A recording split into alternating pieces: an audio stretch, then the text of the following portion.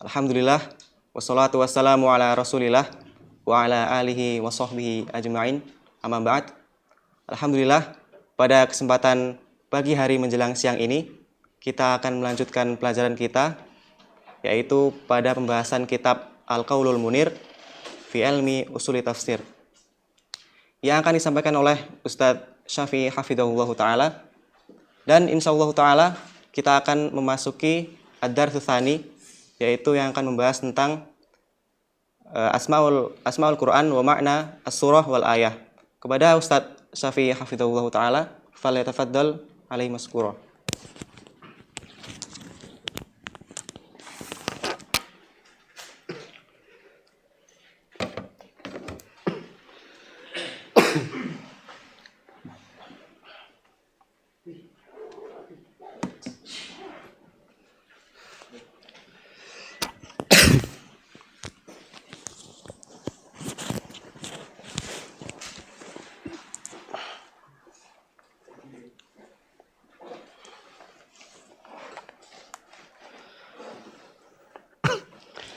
Bismillahirrahmanirrahim. Assalamualaikum warahmatullahi wabarakatuh. Alhamdulillah, wassalatu wassalamu ala rasulillah wa ala alihi wa sahbihi wa man walah, amma ba'd. Pada hari ini insyaallah kita akan lanjutkan kembali pelajaran kita tentang usul tafsir. Dan sebelumnya kita sudah membahas tentang muqaddimah, tentang mabadil ashrah fi ulum tafsir. Kita sudah membahas ada cuma 4 ya, definisi dari usul tafsir, kemudian maudhu'uhu, pembahasannya apa saja yang dibahas di usul tafsir, kemudian istimdaduhu, referensi dari ilmu usul tafsir, kemudian yang berikutnya tentang wadi'uhu, penulis pertama dalam ilmu usul tafsir. Sebelumnya kita sudah membuat merincikan 10 itu, tapi belum selesai. Insyaallah kita lanjutkan kembali. Yang sudah selesai kita bahas, yang pertama adalah al-haddu maud. Kemudian yang kedua al-maudhu'. Yang ketiga al-istimdad, referensinya.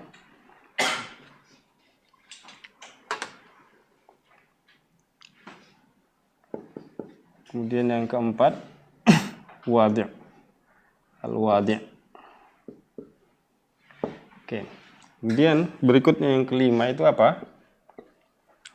As-samarah. Belum ya? Al-haddu wal mawdu'u thumma as-samarah. Samarahnya adalah, tentunya adalah untuk memahami Al-Quran dengan benar. Wasilatun li fahmil Quran fahman sahihan. Ini adalah salah satu dari manfaat atau kegunaan belajar ilmu usul tafsir, yaitu sebagai sarana untuk memahami Al-Quran dengan pemahaman yang benar. Kemudian berikutnya yang selanjutnya adalah yang keenam, al-haddu wal mawdu'u thumma samarah. Kemudian nisbatun. Nah, ini dari sini kita akan paham apa beda nisbah dengan istimdad. Kalau istimdad sebelumnya adalah referensinya adalah Al-Quran.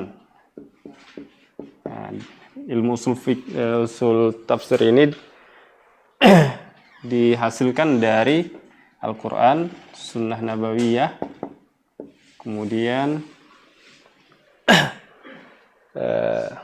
perkataan para sahabat. Kemudian nisbah, yang dimaksud dengan nisbah di sini adalah, ya bisa dibilang kalau bahasa Indonesia adalah kategori. Nah, kategori. Jadi kategori ilmu usul tafsir ini apa gitu? Apakah dia termasuk fikih atau pelajaran tauhid, akidah, atau misalnya ulumul Quran atau ilmu bahasa seperti itu.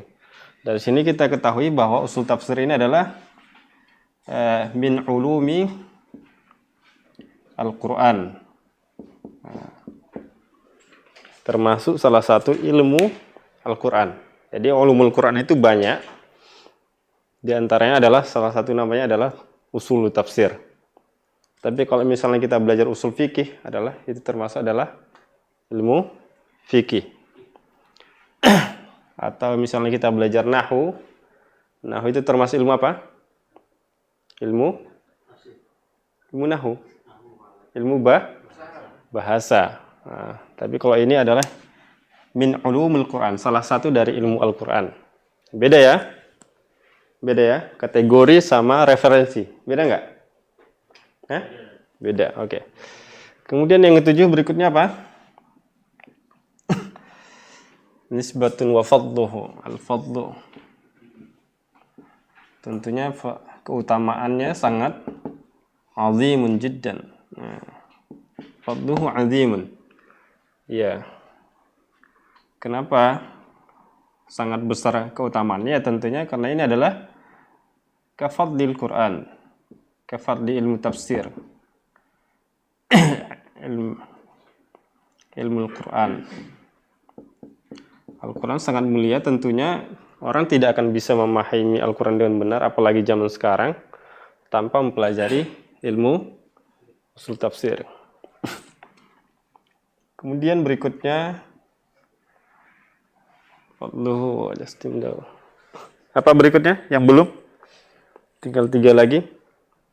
Wal wadi'u sudah. Wal ismu, ismnya, namanya tentunya adalah ilmu usul tafsir. Kemudian berikutnya sebelum masail, hukmus syari'. Hukmus syari', apa hukum mempelajarinya? Fardu kifayah. Oke. Jadi hukum mempelajarinya adalah fardu kifayah. Artinya apa? Apabila ada yang sudah mempelajarinya salah satu di antara kita, maka dosa sisanya akan gugur. Namun, ini bisa menjadi ta'ayyun. Waqad yata'ayyan. Apa maksud yata'ayyan di sini? Menjadi fardu ain. Waqad yata'ayyan ala ahadin idza arada ta'allum tafsir. Jadi kalau antum pengen mempelajari tafsir Al-Quran, tentunya tidak boleh langsung ke tafsir sebelum mempelajari usul tafsir. Jadi ketika antum pengen memperdalam tafsir, misalnya pengen tahu mana pendapat yang qojih, kalau misalnya ada terjadi khilaf, mana yang nasikh wal mansukh, tentunya harus melalui ilmu usul tafsir. Dan itu wajib bagi antum apabila ingin mempelajari tafsir tadi. Kemudian yang terakhir adalah masail, yang masalah-masalah yang dibahas di sini tentunya adalah tentang banyak sekali ya, tentang nasikh wal mansukh,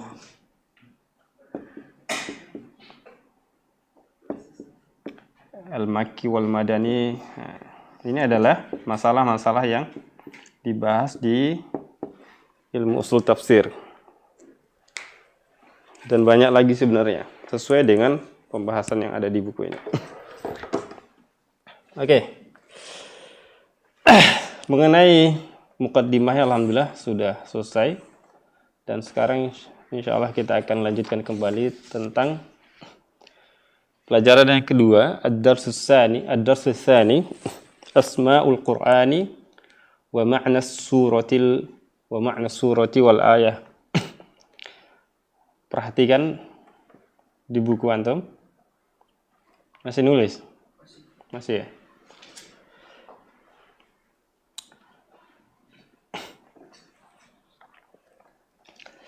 Oke.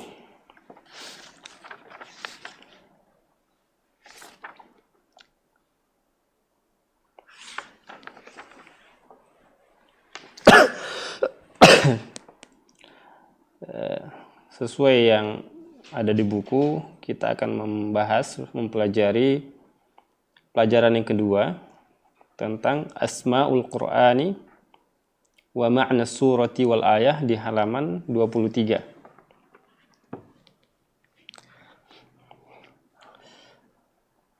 Sudah? Perhatikan.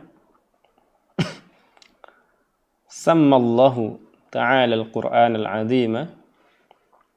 Allah memberikan nama untuk Al-Quran yang mulia, yaitu diantaranya adalah kitaban. Ya, jadi Allah memberikan nama untuk Al-Quran ini adalah, salah satunya adalah namanya kitab. Kemudian mubayyinan. Nah, nama yang berikutnya adalah, nama lain dari Al-Quran adalah mubayyin. Kemudian kariman. Nama lainnya adalah karim. Wa kalaman. Kalam. Wa nuron. Dan nama lain dari Al-Quran adalah nur. Wa hudan. Huda. Wa rahmah. Wa furqan. Wa shifa. Wa maw'idah. Wa dhikran. Wa mubarakan. Wa aliyan. Wa hikmatan. Wa hakiman. Wa muhaiminan. Wa hablan. Wa siratan mustaqima. Wa qayyima.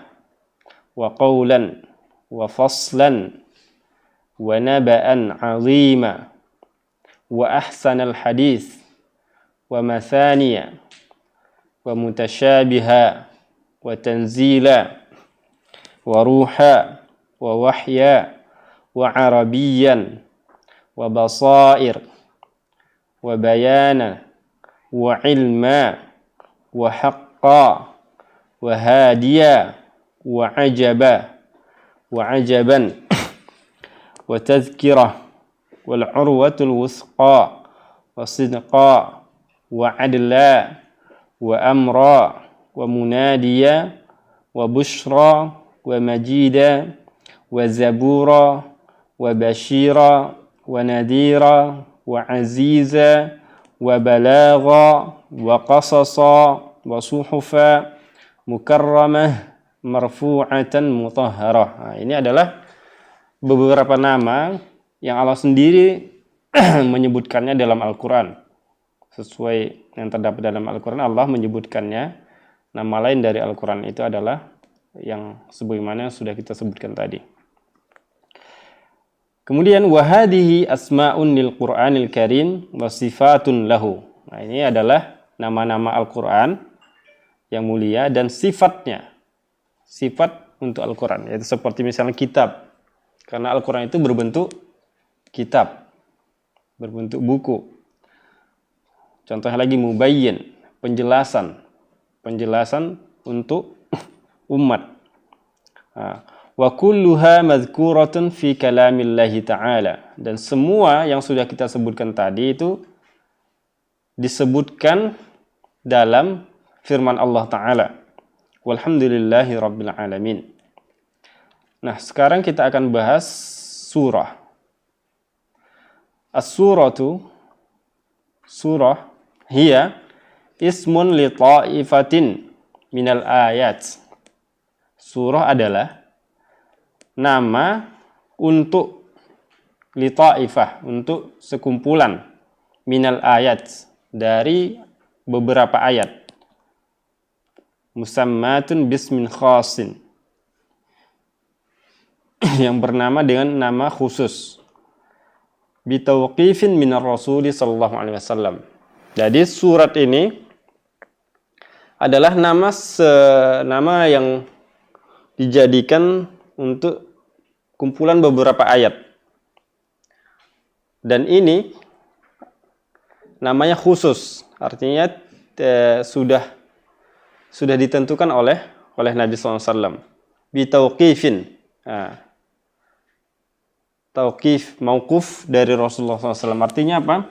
Bukan hal ijtihad. Jadi Nabi sendiri yang langsung memberikan nama surat itu, misal Al-Fatihah, kemudian Al-Baqarah, kemudian Ali Imran, An-Nisa, dan seterusnya. Semuanya nama-nama surat itu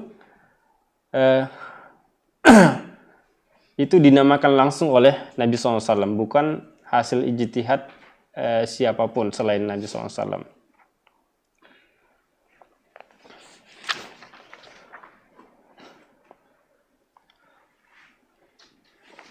Kemudian waqad thabatat asma'us suwar fil ahadithi wal athar wal masahif. Nama-nama surah Al-Quran itu terdapat dalam hadis-hadis Nabi SAW, wal athar, dan perkataan Nabi dan para sahabatnya, wal masahif, dan mushaf-mushaf, seperti suratul Fatihah. Al-Fatihah, nama Al-Fatihah ini terdapat dalam hadis Nabi SAW.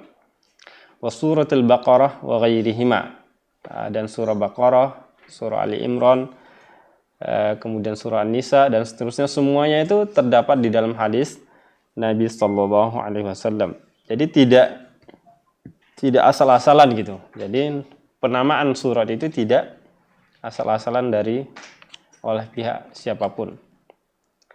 Kemudian wahiyya ma'khudatun min suril Madinah. Jadi nama surah itu kenapa dikatakan surah? Wahiyya ma'khudatun min suril Madinah li ihatatiha bi ayatiha wa ijtima'iha ka ijtima'il buyuti bis sur wa minas siwar al muhit bis sa'id. Oke, perhatikan. Kenapa harus surah namanya gitu?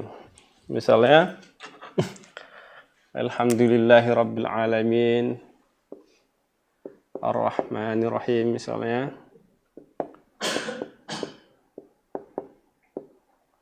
Dan seterusnya.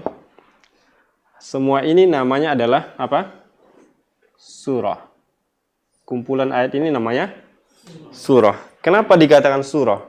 Apa arti surah secara bahasa? Sur. Sur. Apa artinya secara bahasa? Itulah dijelaskan di situ di buku. Sur.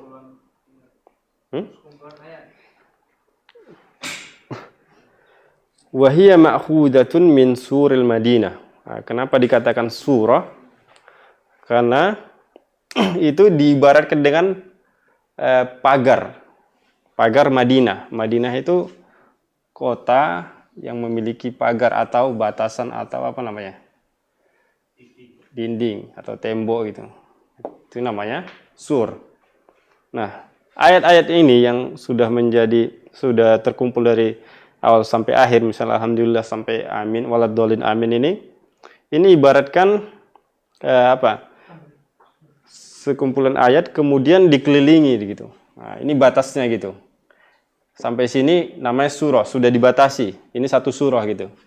Artinya apa? Lanjutannya misalnya alif lam mim itu tidak termasuk. Paham nggak?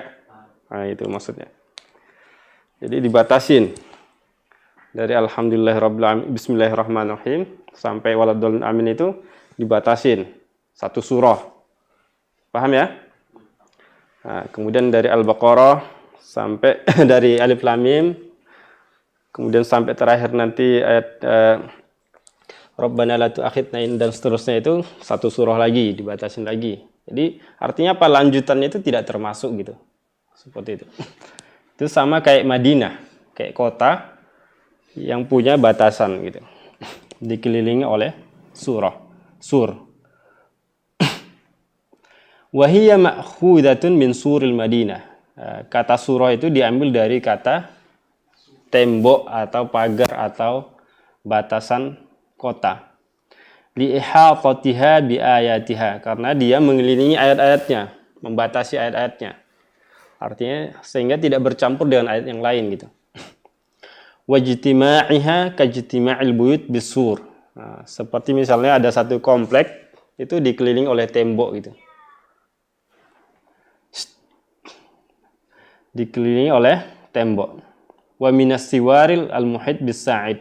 Nah, jadi kayak rumah, kayak kumpulan rumah yang ada rumah perumahan, ada kompleknya, kemudian dikelilingi oleh siwar, tembok al-muhit yang mengelilingi bis-sa'id yang tinggi.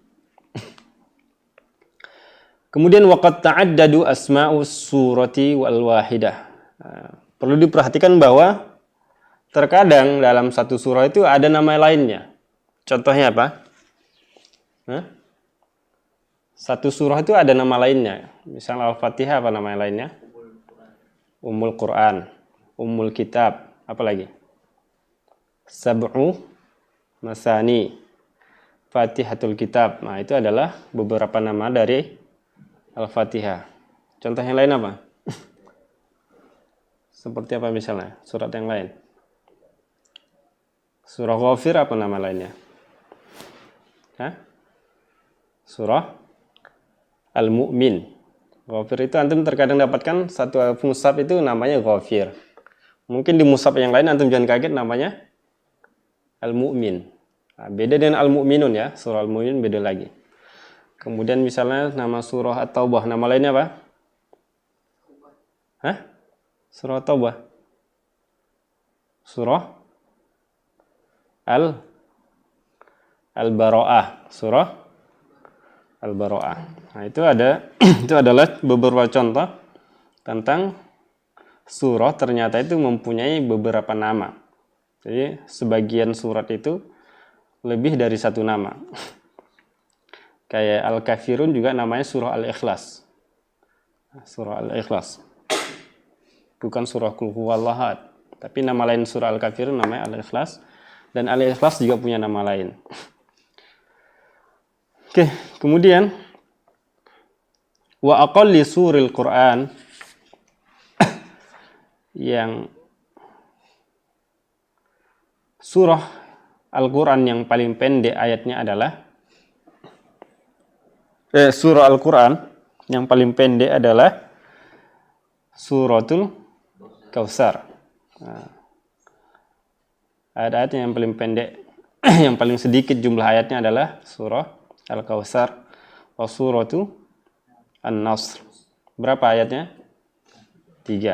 Surah Al-Kautsar 3, surah An-Nasr 3. Fa inna adada ayati kullin minhuma 3 ayat. Jumlah ayat-ayat dari dua surat tadi itu ada 3 ayat. Adapun wa atwali suwaril Quran, adapun surah yang paling panjang dalam Al-Quran adalah surah Al-Baqarah. Fa inna adada ayatiha berapa? 286. Fa inna adada ayatiha 286 ayatan. Jadi ada 286 ayat. Nah, ini adalah jumlah ayat yang paling banyak dalam Al-Quran. Kemudian al-ayah wa hiya lughatan al-alamah wal mu'jizah. Nah, ayat secara bahasa lughatan al-alamah artinya adalah al-alamah, tanda-tanda. Wal mu'jizah, dan mukjizat. Wastilahan, adapun secara istilah, makna ayat secara istilah adalah ta'ifatun min kalimatil Quran, yaitu jumlah dari beberapa kata dalam Al-Quran. Ayat itu dikatakan sebuah ayat apabila dia berjumlah dari susunan beberapa kata. Mafsulatun, yang terpisah. Mumayyazatun, dan berbeda, dibedakan. Amma qablaha, dari kata sebelumnya.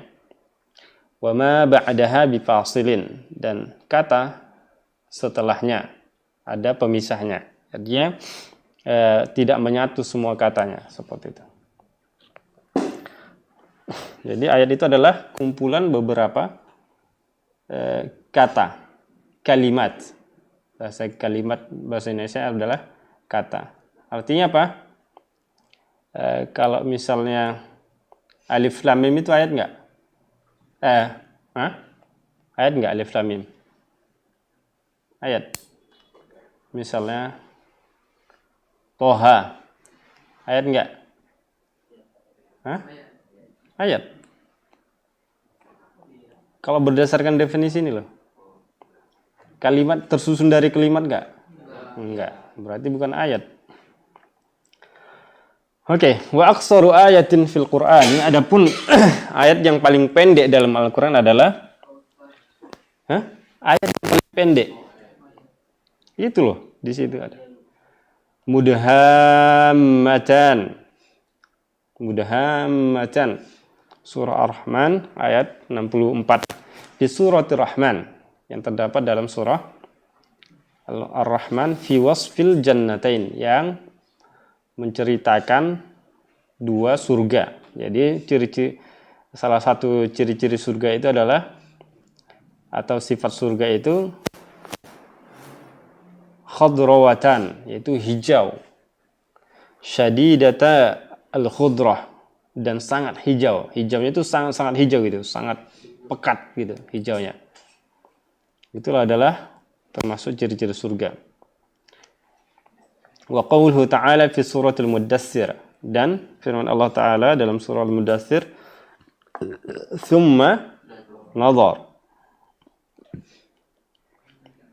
Surah Al-Muddatsir ayat 21, ay ta'ammala fima qaddara wa hayya'a minan ta'ni inadan wa kufran wa dhalalan. Dia memperhatikan apa yang ditakdirkan, kemudian dia membangkang dan kufur dan sesat. Kemudian adapun ayat yang paling panjang dalam Al-Quran adalah ayat apa? Ayat apa? Ayat apa namanya? Iya, ayat apa namanya? Satu halaman dia panjangnya. Ayat apa namanya?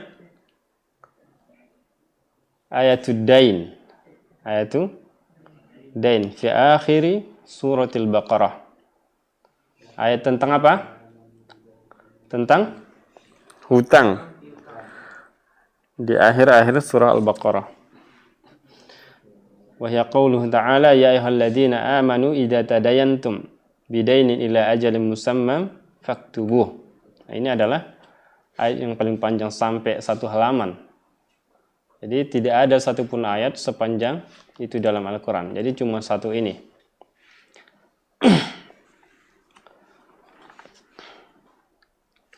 Oke. Kemudian kita akan lanjut ke pelajaran kita Ad-Darsus Salis, pelajaran yang ketiga. Oke, untuk lebih mudah sebelumnya, biar kita buat ringkasan bahwa antum itu kalau untuk udah mengingat pelajaran, dibuat ringkasannya. Misalnya apa saja yang sudah kita pelajari tadi, kayak misalnya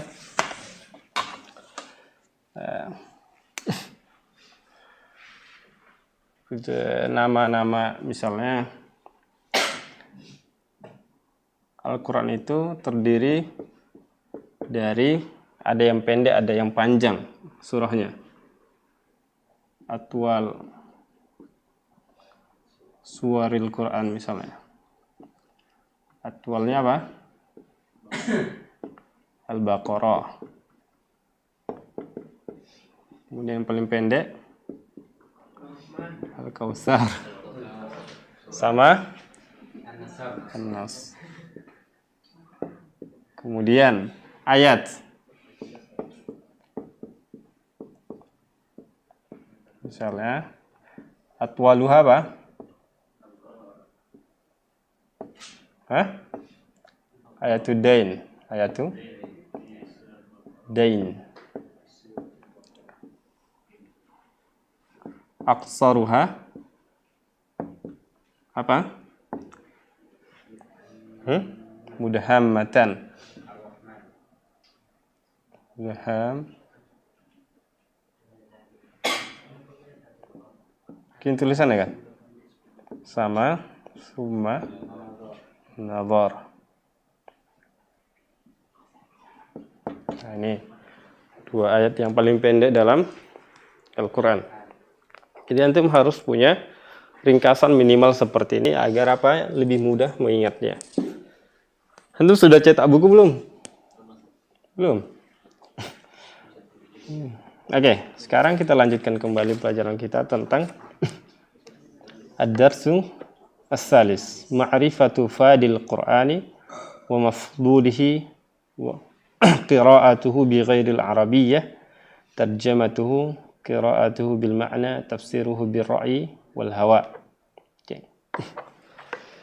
Mengenali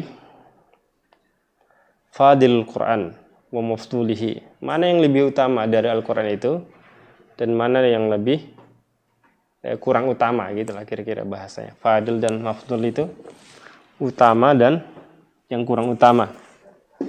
Secara umum Al-Quran itu semuanya fadil gitu.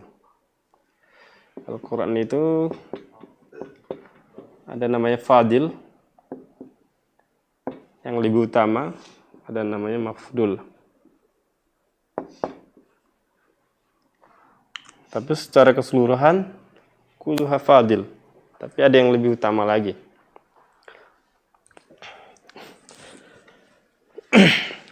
Idatun. Adapun manfaatnya adalah yang qasimul Quran ila fadilin wa mafdul. Al-Quran itu terbagi dua, yaitu ada yang utama fadil, lebih utama, wa mafdul, ada yang utama tapi lebih rendah gitu, lebih rendah keutamaannya daripada yang fadil tadi. Nah, apa yang dimaksud dengan fadil dan mafdul di sini? Bima'na anna ayatihi wa suwarahu ba'daha afdal min ba'din fil ajri wal masubah. Nah, jadi Al-Quran itu yang membedakan mana yang lebih utama nanti adalah bahwa ayat-ayatnya, sebagian ayat Al-Quran itu dan suratnya itu sebagian itu lebih utama daripada ayat atau surah yang lain. Paham ya? Fil ajri wal masubah, dalam hal pahala. Seperti misalnya Al-Fatihah tentunya lebih utama daripada surah Al-Baqarah misalnya. Al-Ikhlas lebih utama daripada surah yang lainnya. Karena Nabi sendiri yang mengatakan Al-Ikhlas itu sebanding berapa?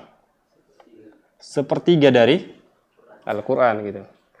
Nah, itu menunjukkan bahwa surah Al-Ikhlas itu memiliki keutamaan daripada surat yang lain. Kasuratil Ikhlasi, seperti contohnya adalah surah Al-Ikhlas, fa innaha afdal. Surah Al-Ikhlas ini lebih utama min surati Tabbat Yada Abi Lahab, daripada surat Al-Lahab. Jadi Al-Ikhlas ini lebih utama, lebih mulia, lebih tinggi pahalanya apabila dibaca daripada surah Al-Lahab. Ai aksaru ajran minha qira'atan. Jadi dalam hal membaca ya. Jadi secara umum Al-Quran itu semuanya utama, semuanya memiliki keutamaan, kemuliaan. Namun dalam hal pahala, ini yang akan membedakan mana yang lebih banyak pahalanya ketika dibaca. Ai aksaru ajran minha qira'atan. Jadi surah Al-Ikhlas ini lebih banyak pahalanya dibaca dibanding dengan surah apa tadi? Al-Lahab. Kemudian wa ayatul kursi. Nah, perhatikan ayat kursi. Afdalu ayatin fi suratil Baqarah. Ayat kursi ini lebih utama daripada ayat misalnya Alif Lam Mim tadi, Tanzilul Kitabi, seperti itu. Atau misalnya ayat Dain tadi. Ayat kursi lebih utama daripada ayat Ad-Dain. Paham ya? ay aktsaru ajran wa mathubatan liqari'iha. Jadi maksud keutamaan di sini adalah lebih banyak pahalanya dan ganjarannya bagi pembaca bagi yang membaca ayatul kursi tadi daripada ayat yang lain seperti misalnya ayat Ad-Dain. Kenapa? Lishtimaliha ala wahdaniyati dzatil aliyah. Karena ayat kursi itu mengandung kesempurnaan wahdaniyah, keesaan Allah Subhanahu wa taala, az-dzatil aliyah, yang memiliki zat yang sangat tinggi. Wa ala sifatiha wa af'aliha faqat. Kemudian ayat kursi itu juga menjelaskan kesempurnaan sifat-sifat wahdaniyah Allah Subhanahu wa taala dan af'alnya dan perbuatannya gitu. Jadi kenapa tadi alasan kenapa ayat kursi itu lebih utama daripada ayat yang lain, ayat seperti ayat Dain tadi, karena ayat kursi itu mengandung menceritakan tentang sifat-sifat dan keutamaan zat Allah Subhanahu wa taala. Nah, jadi dari sini kita simpulkan bahwa secara sederhana bahwa untuk membedakan mana ayat yang lebih mulia, mana ayat yang kalau dibaca lebih banyak pahalanya daripada ayat yang lain, itu adalah apabila ayat itu menceritakan tentang sifat-sifat Allah dan zat Allah, maka itu adalah ayat yang paling mulia daripada ayat yang tidak menceritakan tentang Allah. Paham ya? Nah, itu secara sederhana untuk membedakan mana yang lebih banyak pahala membacanya.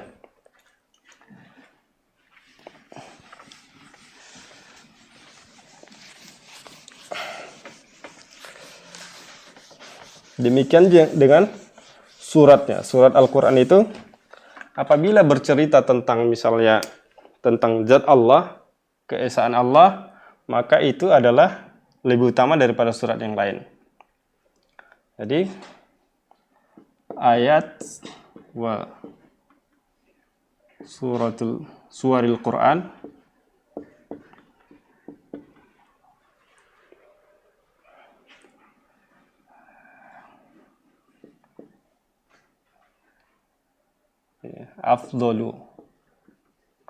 afdalu ayat nusuril Quran fil ajri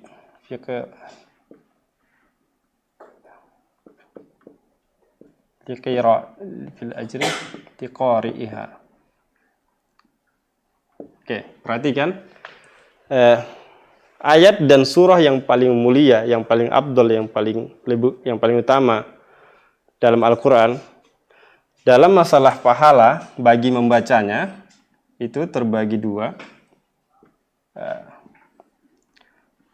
Ada yang afdal tadi, fadil, kemudian mafdul. Nah, apa ciri-ciri fadil ini? Adalah fiha dzikru sifatillah.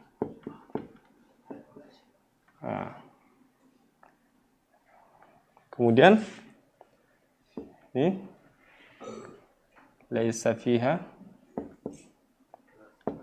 ghairu untuk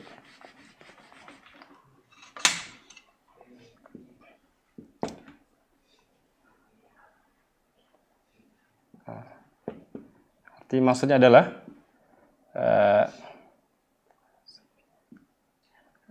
laisa fiha dzikru sifatillah wa zati. Oke, untuk lebih mudah memahaminya, membedakannya mana surah yang paling utama daripada surat yang lainnya. Seperti surah Al-Ikhlas tentunya adalah surah yang paling utama. Kenapa? Di situ jelas menyebutkan tentang keesaan Allah, keutamaan Allah Subhanahu wa taala, tentang sifat Allah, qul huwallahu ahad. Penegasan bahwa Allah itu adalah Esa, Allahus Somad, dan itu adalah sifat Allah, tempat bergantung, lam yalid walam yulad, kemudian keutamaan Allah bahwa Allah itu tidak dilahirkan dan tidak memiliki lam yalid dan tidak melahirkan dan tidak melahirkan, tidak melahirkan dan tidak dilahirkan. Ya, tentunya surah Al-Ikhlas itu lebih utama daripada surat yang lain. Demikian juga dengan ayat, misalnya ayat kursi. Kenapa ayat kursi itu lebih utama? Karena dia menceritakan tentang sifat-sifat Allah yang mulia, seperti itu ya. Oke. Kemudian faedah yang berikutnya adalah yahrumu qiraatul Qur'ani bi ghairil arabiyyah. Haram hukumnya membaca Al-Qur'an itu tanpa bahasa Arab. Wa tarjamatuhu bi lughatin ajnabiyyatin tarjamatan harfiyyah, dan menerjemahkan Al-Qur'an itu dengan terjemah letterlek, kontekstual gitu. Artinya harfiah, secara bahasa gitu. Jadi tidak boleh menerjemahkan Al-Qur'an itu secara bahasa. Kenapa? Li'annaha tadhhabu bil ijaz. Alasan yang pertama adalah kalau diartikan secara bahasa akan menghilangkan mukjizatnya gitu, mukjizat Al-Qur'an itu. Wa tukhillu bil ma'na, dan maknanya akan meleset gitu, tidak sesuai. Li'ajzil bashari kafatan 'anil ityani bima yusabil Qur'an tamaman fil ma'nal muradi minal ayah. Karena alasannya juga adalah karena manusia itu lemah.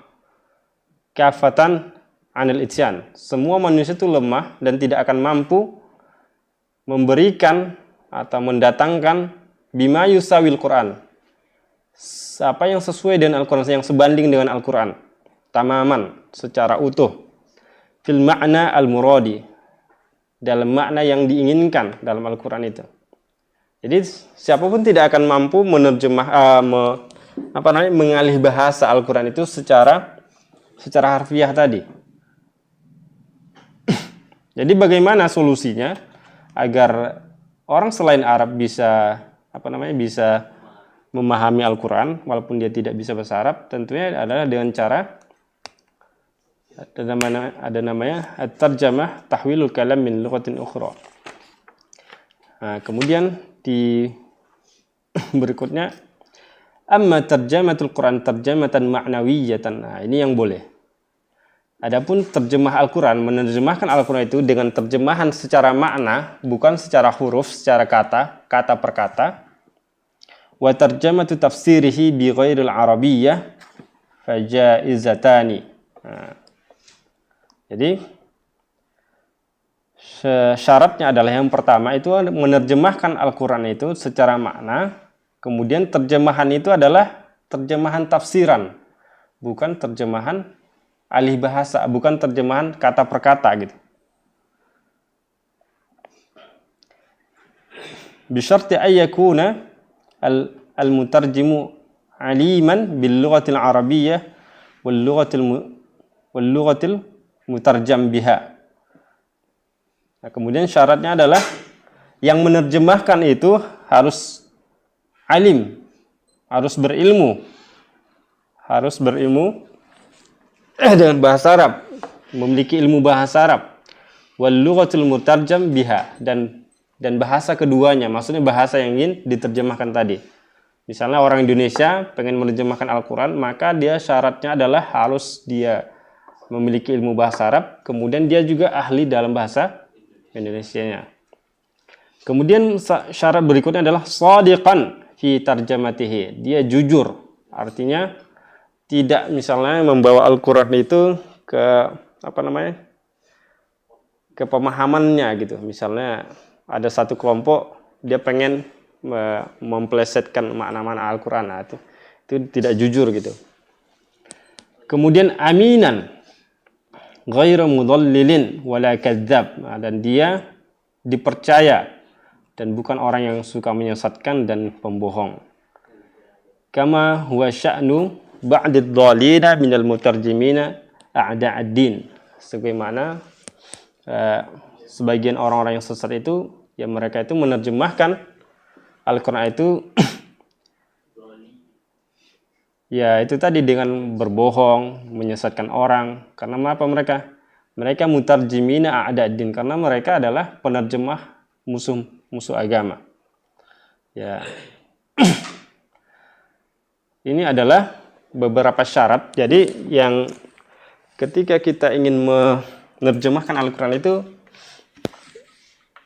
terbagi dua, ada yang boleh, ada yang tidak. Yang pertama ada namanya hukumnya, yang pertama la yajuz.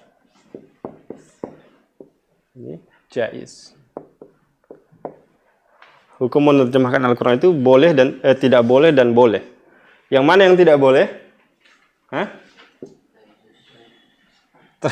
Iya, tidak boleh. Tidak boleh itu yang mana ya? Terjemahan seperti apa? Hah? Iya. Terjemahatun kontekstual. Bahasa Arabnya apa? Terjemahatun harfiyah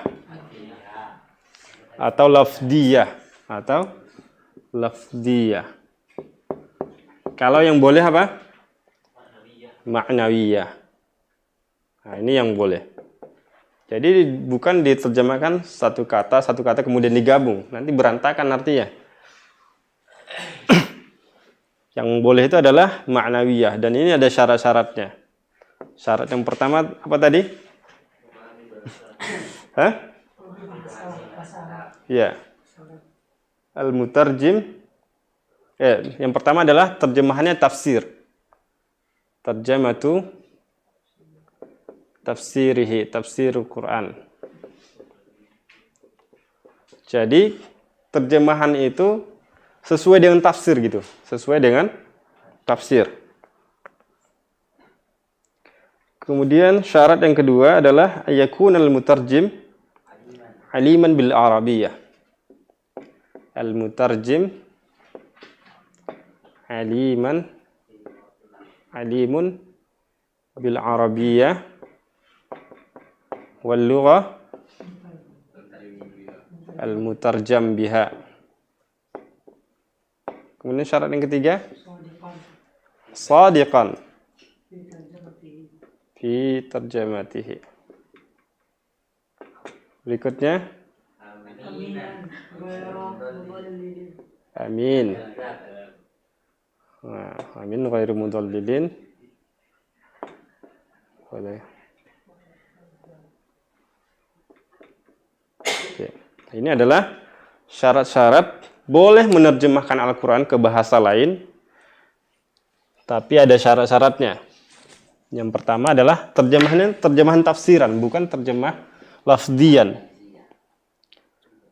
Kemudian penerjemahnya itu harus menguasai bahasa Arab dan jujur dalam terjemahannya, kemudian dia terpercaya. Oke. Kemudian masalah berikutnya adalah wa yahrumu qira'atul Qur'ani bil ma'na. Haram hukumnya membaca Al-Qur'an dengan makna. Paham nggak maksudnya? Hah? Jadi antum pengen membaca Al-Qur'an tapi dengan maknanya kata per kata gitu. Misalnya pakai bahasa Indonesia, antum sholat pakai bahasa Indonesia, misalnya segala puji bagi Allah, misalnya dengan nama Allah yang Maha Pengasih lagi Maha Penyayang, kemudian antum baca berikutnya seperti itu. Segala puji bagi Allah yang Maha Pengasih Maha Penyayang, Tuhan sekalian alam. Itu tidak boleh hukumnya. Wa inna ma yuqra'u lafdhuhu wa yufassaru ma'nahu. Akan tetapi lafaz Al-Qur'an itu dibaca kemudian ditafsirkan maknanya. Kemudian masalah berikutnya adalah wa yahrumu tafsiruhu birra'yi wal hawa.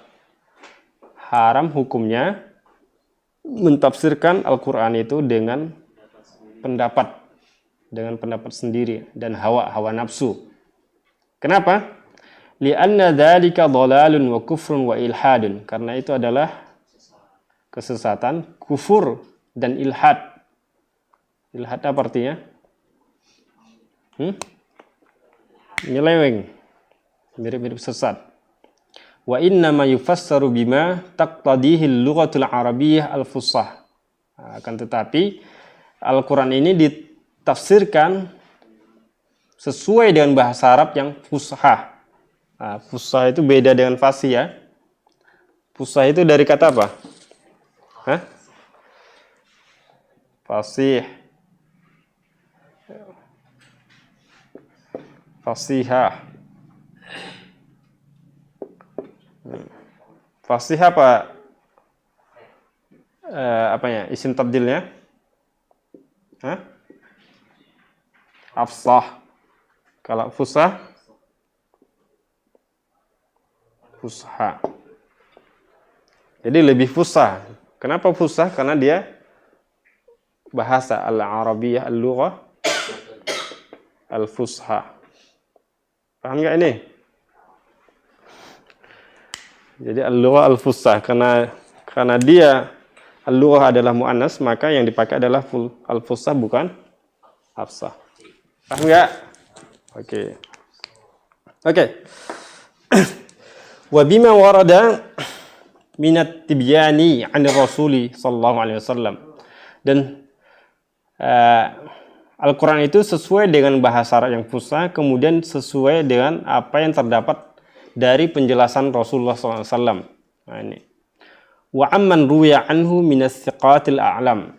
Dan dari orang-orang yang meriwayatkan dari Nabi SAW, itu orang-orang yang thiqat al-a'lam. Mereka itu thiqah, terpercaya, al-a'lam, dan mereka adalah orang alim. Oke. Ada beberapa cara mentafsirkan Al-Quran dan urutannya.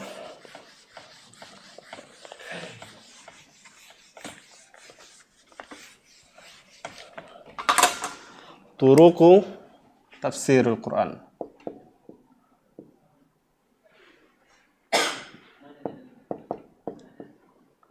Yang pertama adalah bil Quran. Nah, ini adalah langkah pertama. Jadi kalau misalnya pengen menafsirkan Al-Quran itu ya dengan Al-Quran sendiri. Ini adalah langkah pertama. Jadi tidak boleh langsung dengan perkataan sahabat, perkataan tabi'in. Contohnya apa misalnya? Was-sama'i wat-tariq. Wa ma adraka wat-tariq. Kemudian tafsirnya apa selanjutnya? Apa? Ad-najmu saqib. Itu adalah ayat yang menafsir ayat sebelumnya. Paham enggak? Itu tadi contohnya. Was-sama'i wat-tariq. Tariq. Wa ma adraka mat-tariq. At-tariq itu apa? Apa? Ditafsirkan oleh Allah dengan ayat berikutnya.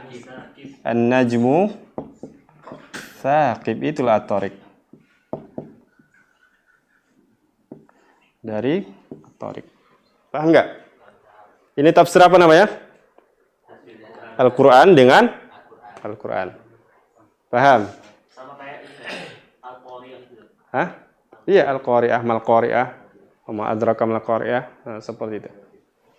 Sama. Dan beberapa ayat lagi seperti itu juga. Insya Allah akan banyak contoh-contoh dalam Al-Quran kalau kita perdalam. Kemudian cara menafsirkan Al-Quran yang kedua adalah dengan apa? Bil hadisi an-nabawi. Contohnya apa? Contohnya apa? Tentang apa namanya? Kedzaliman. Surah Al-Maidah ayat 82. 82 apa 42? ketika para sahabat mengeluhkan siapa di antara kami yang tidak berbuat zalim, kemudian Nabi mengatakan dzalika syirkun. Apa ayatnya? Surah Al-Maidah. Oke. Kemudian dengan aqwalus sahabah.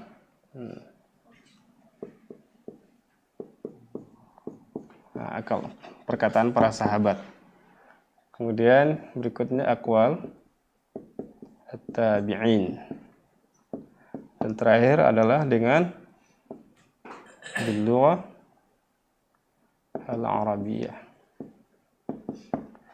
Oke, ini adalah cara-cara menafsirkan Al-Quran.